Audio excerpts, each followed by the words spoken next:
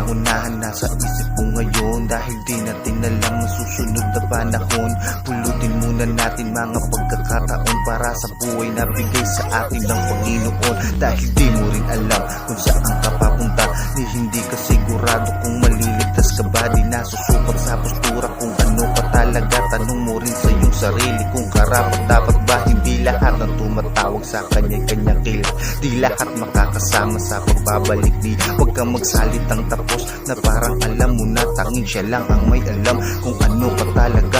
Ang pag-ibig ng Diyos ay hindi magtatapos, ang pangako niya sa atin ay hindi malalaos. Kailangan mo lang na manalig hanggang sa pagtatapos, dahil malapit ang mangyari ang pagbabalik ng Diyos.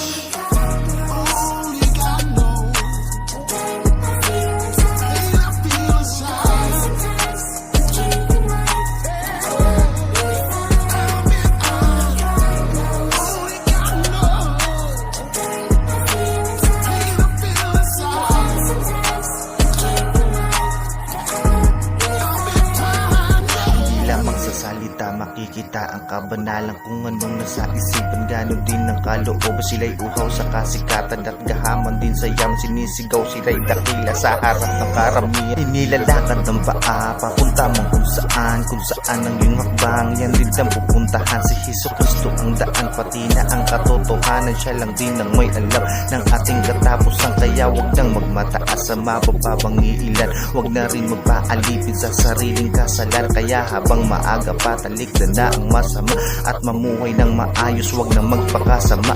Ang pag-ibig ng Diyos ay hindi magtatapos, ang pangako niya sa atin ay hindi malalaos. Kailangan mo lang na manalig hanggang sa pagtatapos, dahil malapit ang mangyari ang pagbabalik ng Diyos.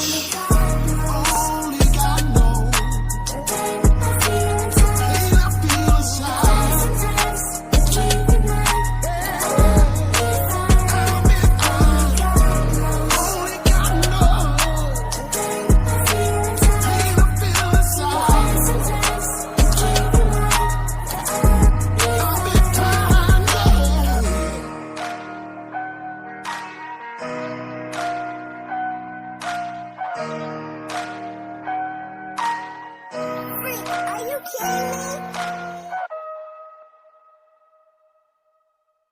Boston Productions.